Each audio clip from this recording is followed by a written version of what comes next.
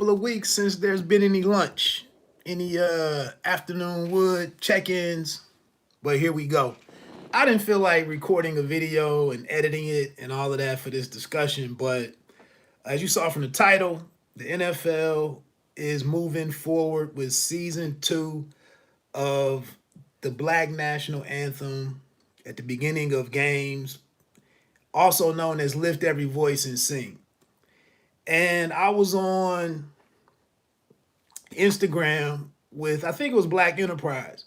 It was the Black Enterprise Instagram account, and they just had that headline up there that the NFL will be playing Lift Every Voice and Sing in the upcoming season. And some brother, the first brother on there is like, I have absolutely nothing to do with the NFL. Cool, fine. And that continues to be a discussion. And another thing, like anybody that leads out with Colin Kaepernick in the NFL in 2021, I mean, that ship has sailed. But I honestly don't know what good it does. I think one of the articles I saw was that the NFL plans to move the needle with the Black National Anthem. I don't know, I'm not smart enough and not trying to convince anybody that I'm smart enough to understand the reasoning behind that. I would say to some black people, I wonder, it's a couple of black dudes, Troy Vincent being one, in the NFL executive office. Was there, Jay-Z is in charge of the whatever it is. Did some of these people, did they workshop this and talk through this and determine that that's what they want to do? To just sit here and act like this was solely Roger Goodell's decision, I don't know if that was the case. But anyway, back to this cat that I'm arguing with on Instagram. My thing was like with the number, the percentage of brothers that are in the NFL, the number of black players that comprise the total, the NFL Players Association. For me personally, I've just never taken the position that I'm going to boycott the NFL and abandon those brothers playing football. And furthermore, based on the number of players per team, the number of players on the field to play the game, football continues to be one of the best opportunities for any athlete, but in particular, black men, to get into professional sports. There's 53, it's a 53-man roster. It's 11 starters on defense and offense. There's special teams players.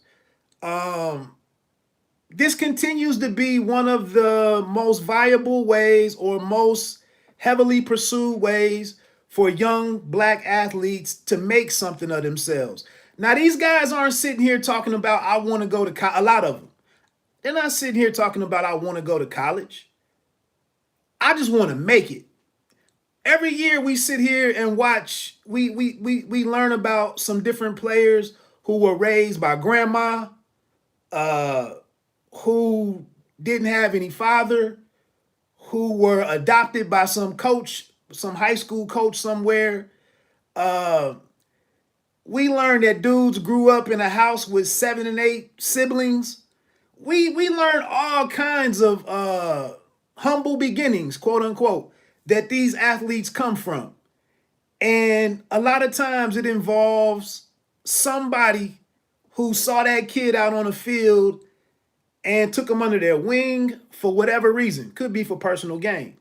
But football continues to be one of the ways for black athletes in particular to try to rise up. So my position has always been that as long as we have tens of thousands of young black boys out on football fields across this country, and I didn't stay one long. I knew that game was not for me. I knew that game was not for me. But as long as these brothers continue to get out there and devote their lives to chasing that dream just to be something, to buy mama a house, to be somebody, to let the world know my name, to just be better than the next man. For whatever the motivation is, I'm going to tune in. So the brother on Instagram replies back to me that none of that 70% of black players, none of them are owners. And I'm like, oh God, here we go with this. Here we go with this in ownership. Fair point. Fair point. And that's the reason why Apollo Creed is I took that thumbnail is Apollo Creed, because he had one of my favorite monologues in all the movies I've ever watched. In Rocky 4, when he wanted to come back and resume fighting. And he had the conversation with Rocky about the warrior. Nowadays, we don't really want to, everybody doesn't necessarily want to be the warrior. In decades past, everybody wanted to be the warrior. But now, people are getting smarter, more people going to school, literacy is improving, all these different career fields to be interested in, parents getting kids out in better footing and whatnot. It's a lot of stuff going on. But here back in 1985, Apollo Creed tells Rocky that,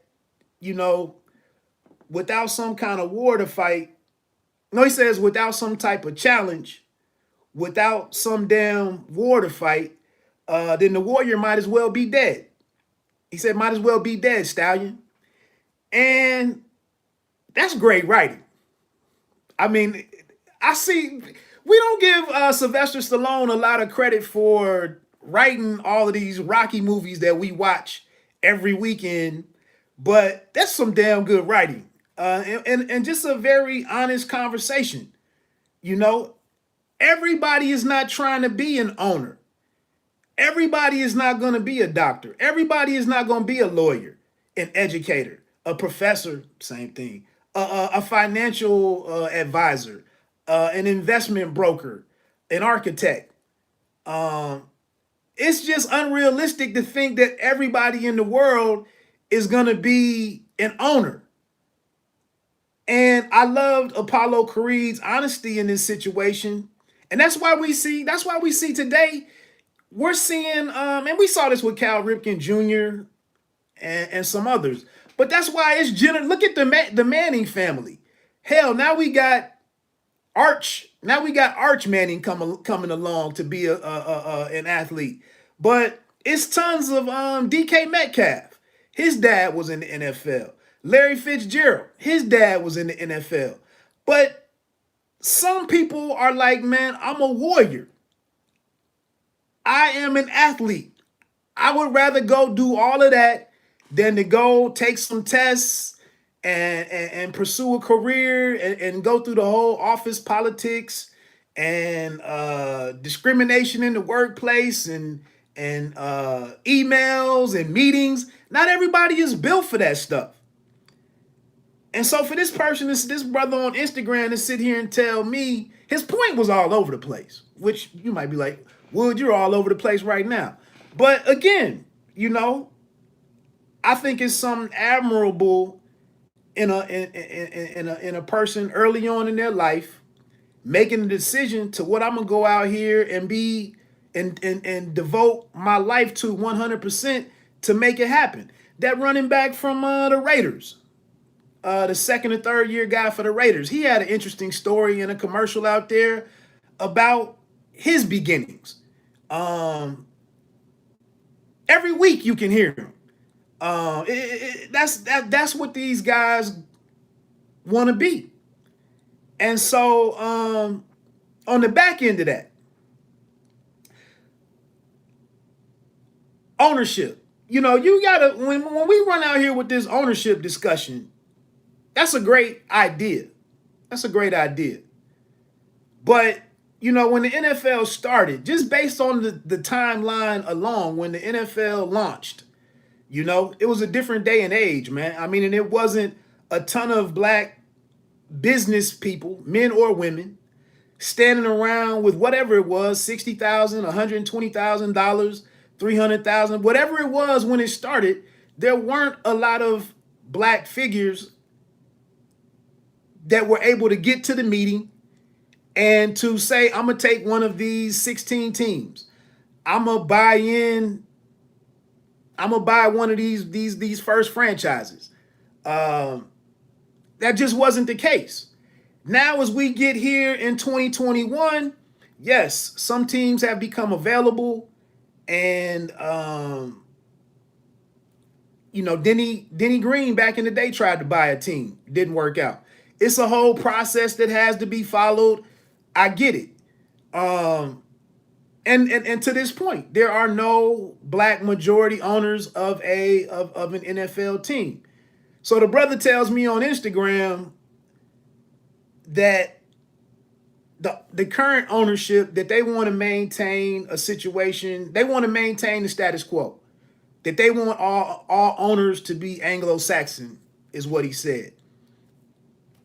Maybe, maybe a goal maybe an objective or something that needs to be proposed, that needs to be out there, is that the next expansion team has to be, a minority, or has to be, I guess you couldn't limit it to black, but maybe.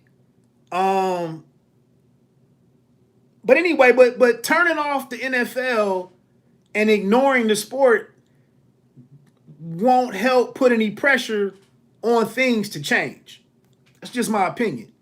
Just because and to sit here and think that next year some kind of all black football league is going to be put together, that's not going to work either. I know Daniel Snyder for the Washington football team. There was the possibility that he could lose control. Well, he just was removed from day-to-day operations as part of this fine that he recently received. And that's as close as we got to a team becoming up for sale for anybody to even try to bid on it. A couple of years ago, the Carolina Panthers were sold when they forced that owner out. The cat in Houston that passed away a couple of years ago, I think that it was kept in the family or something. But it's a slow process. But again, sitting here and turning off the NFL, boycotting the NFL, moving away from the NFL because of Kaepernick, however you want to look at it, that's not going to improve anything in the area of diversity within the ownership. In fact, with the Daniel Snyder situation, reportedly, Sean Carter, Jay-Z, was reportedly in the mix in case there would have been a sale. The team was put up for sale. That's what I saw that story a couple of times. I didn't read into it. Why else is he hanging around the NFL doing this initiative thing? But anyway, man. And at the end of Apollo Creed's heartfelt story or monologue about the warrior and the importance of the warrior, Rocky said something profound too.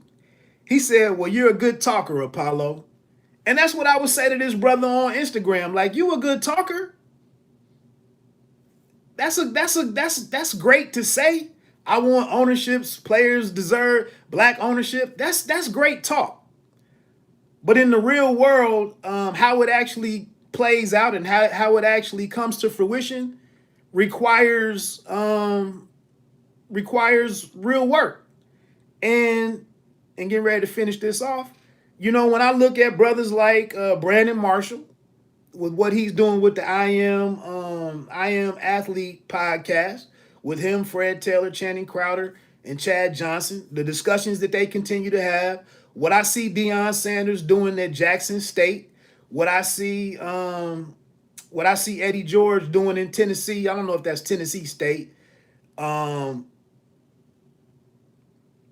These are all things moving the needle, really moving the needle. And I would encourage that brother on Instagram, go check out the I Am Athlete podcast. They just announced it last week on Black Enterprise's Instagram channel that LeBron James will be a billionaire by the end of the year. You don't think he has the money? And the NBA is moving a little more. The needle is moving a little more quickly over there. I mean, they just got one for 30 teams, but Michael Jordan owning the Charlotte Hornets. But that stuff takes time, man. And so to get out here and rail against one another and Kaepernick was this and I want an official apology and all that. That's great. That's great. Free country, say what you want to say. Again, this is what I told that brother. Until I see young, 7 to 14-year-olds, until I see them putting down helmets and pads and picking up pens and notepads and using that same, approaching other future, careers and professions with the same energy that they spend in trying to become professional football players, that's when I'll really move into what other, I'll support that, But again, with brothers out here looking at these All-American teams or, that game every year, the black versus the gold or whatever it is, looking at all of the kids, the number of young black males playing college football at major universities and even in the junior college system and the prep schools, man, football is a way to something for many. Do I hope to see more players getting into coaching, getting into I think the cat's name and the president or either the team president. I think the team president and the GM both are now black men for the Washington football team. Do you want to see more black coaches, position coaches, the whole damn coaching staff in Tampa Bay, all black faces, a few women up underneath. I can't even think of his name off the top of my head, but yes, things are changing. But just because we got into this ownership discussion, the last 2 or 3 years, that doesn't mean that they're going to take the NFL franchises and throw them up in the air and just allow anybody to bid on, to allow people to come in and bid on them and get into ownership. The move is to stay apprised of what's happening with the different franchises. And when these opportunities become available, like they did for Carolina, you can put your bid in, your packaging, you can have your whole presentation together with your finances, the ownership group, the makeup of that, put all of that together. And then there can be, with more eyes on it and some kind of transparency in the process, and quality reporting on the outcome of the decision on who's awarded the team, then you got something to talk about. But again, understand the process, how a person becomes a franchise owner. Again, man, to sit back and just bang on the table and get caught up in some of these issues and racism, systemic racism, I get it. I really do. But it's also some value in taking a look at the process in its entirety, looking at the situation in its entirety, and seeing what's actually going on. Like, no, and I'm getting ready to get off here for real, but nobody really says anything about all of the different brothers who was playing football in the 70s and 80s, even into the 90s, who are going on. Richard Dent comes to mind, Carl Banks. Used to play for Dent played for Chicago, the Bears. Banks played for the New York Giants. He's been in the clothing industry or apparel industry for years. Richard Dent, I think, has been in construction. Emmitt Smith has some different things going on. We don't even on NFL Network, they don't even go back and dig into some of these older, these veterans from yesteryear and do exposés or showcases on what they're doing nowadays. So if you can't specifically have ownership in an NFL franchise, which is more difficult than the others, because up until recently, I think with the selling of the Clippers or whatever, NFL franchises were worth more. They had higher valuations, $5-6 million and whatnot. NBA teams, I think, were down around 1 or 2 billion. Did I just say million for football? But it's billions. Obviously, if you have a 53-man roster, 100,000 seat stadium versus a 15-person roster with a 25 to 32,000 seat stadium or arena, it's some different economics at play there. But it was more difficult to be, to own an NFL team because of that cost. And like I said, an NFL team is not up for sale at the end of every season. It doesn't work like that. So that's just me bumping my gums on it. I had to say peace to that brother on Instagram. I don't necessarily disagree with him, and was trying to tell him, you're right. You got to tell people you're right and shake the shit out of them. You're right, brother. You are right.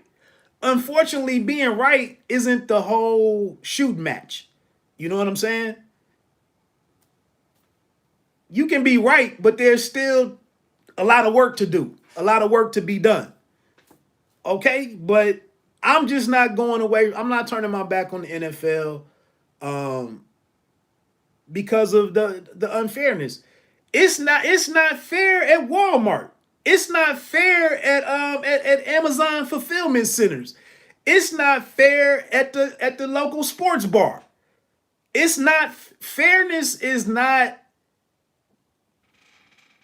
a guarantee anywhere in life. It's just not. So anyway, man, enjoy that. You can YouTube that speech between Rocky, because Rocky was like, don't we need to change? Or at some point we change? He said, because I don't know if you realize it, Apollo, but looking up, we can't do that anymore. And he was like, we're changing. He was like, we're regular people. And Apollo was offended. Nah, Rock, I ain't regular. It is crazy you think in 1985 that this black character was telling his white character that this is all we got. This is just the difference in the times is crazy when you watch old movies sometimes. Anyway, man, if you didn't dig any of this or you only dug 30 seconds of it, man, feel free to pay me no mind. It's absolutely free. You don't have to be great to start, but you have to start to be great. Peace.